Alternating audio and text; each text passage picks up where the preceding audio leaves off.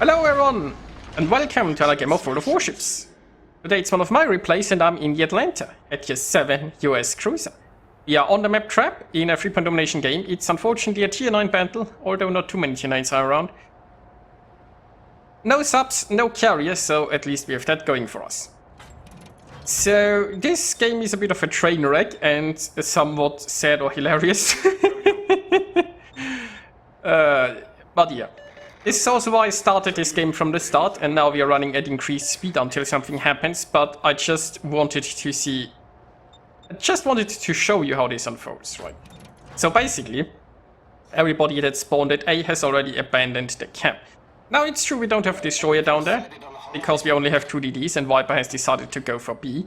But it's no reason to abandon this camp. It's not like there are that scary of torpedo boats around, and you can easily just sit there and try to do something and wait until then the destroyer in the center is done and comes down there to help.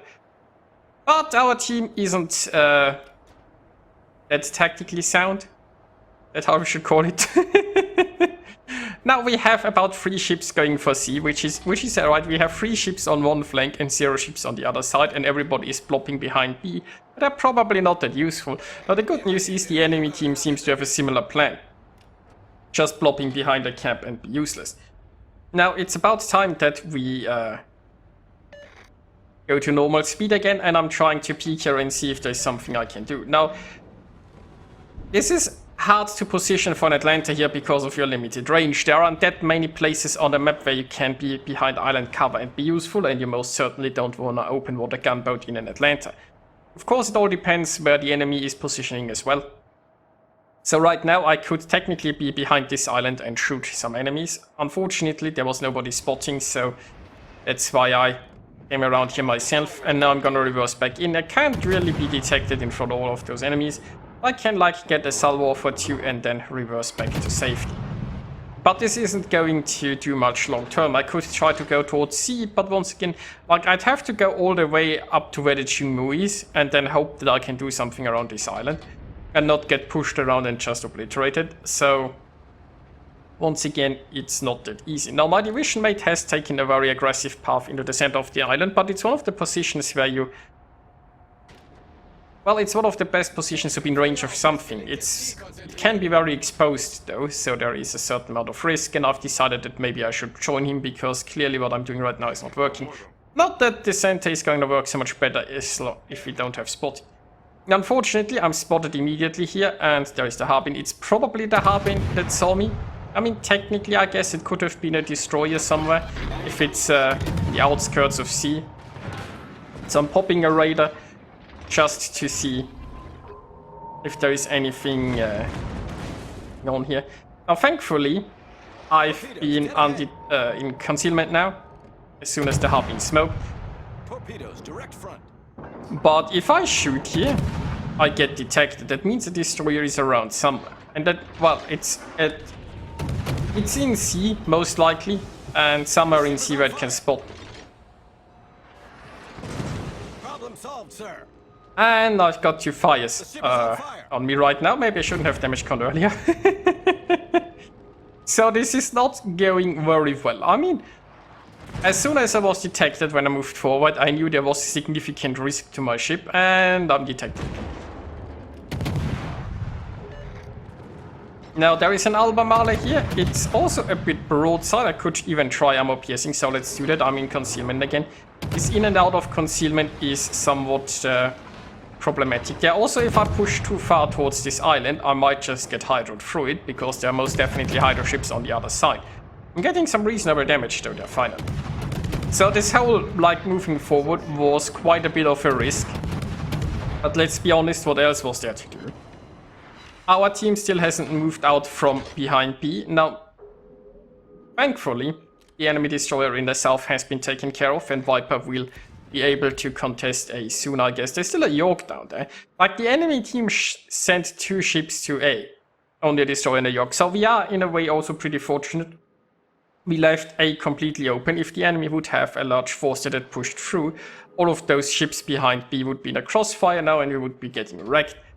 So the enemy team is playing similarly bad as our team.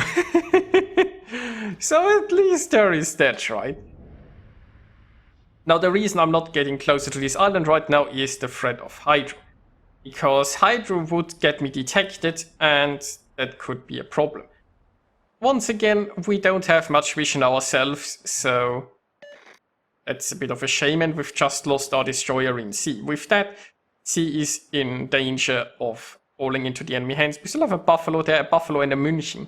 The enemy is pushing a Siegfried around here. Obviously, our team is still mostly blobbering behind B and not really helping anywhere where it counts. Now my radar is ready again, and I wanted to give us some vision here. Now we have a problem, because the Sieg is pushing forward, and I'm in no way or shape gonna survive Sieg. Now thankfully, it just shot, so it now has to reload, and the way it's sailing, it won't have many turrets pointing at me, only the rear turrets, which are still in the process of turning. So if I'm fast enough, I might be able to get into the safety of this island. Now this means most likely I'm gonna be hydroed at some point. But we prioritize immediate survival. This whole game has been just such a clusterfuck. That's probably a good way to describe it. Meanwhile, Viper by himself is trying to contest A. If he can get us A, that would be huge, because the enemy team has nobody down here except of this York. Like, if it hopes this York and gets A, that would be very good for a long-term chance of winning.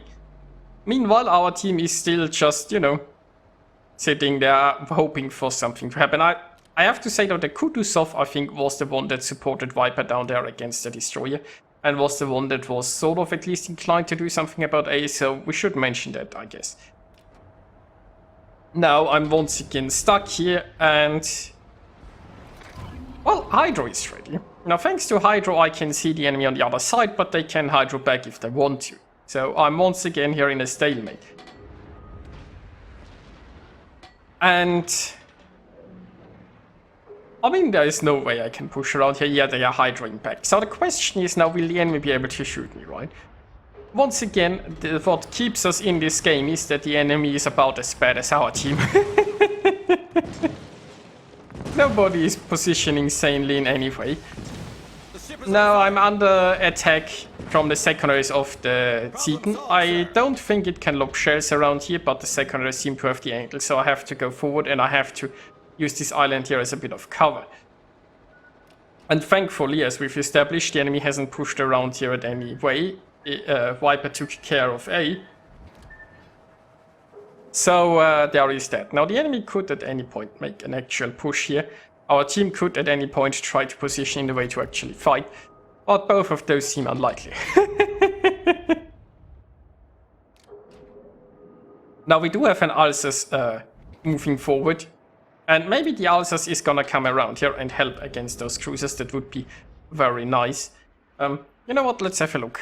Alsace still very healthy, so that's good news. Meanwhile, yeah, there are always a lot of ships aiming at me. None of them have shots, which just shows you that most ships can't shoot anything anyway. Now the Albemarle is reversing here, and my armor piercing is loaded. It looks like I can get some hits here, and it also looks like this was too much of an angle. I need to aim further in the back, and there we go. Now the Albemarle didn't really have shots at me, it looks like. I had shots at it, and that was very welcome. It allowed me to do something. Now the good news is the Seaton is moving in a position where I can lob shells at it pretty soon. The problem is the North Carolina is moving in a position where it will spot me if I do that, and I really can't afford to be spotted in front of a North Cal. Now the smart thing would probably do is go further south a bit, go behind the island and join my friend in the Atlanta. Because his position seems to be working right now, he will be able to shoot the North Cal, I suppose. I can get but one shot off against the Seaton that's probably going into an island before the North Cal comes around here and stops me from shooting any further. Now for some reason our Alsace isn't going what I was thinking at first, right? He should be going in the direction where like Viper is, where Leningrad is. He could be coming around here and engaging those cruisers.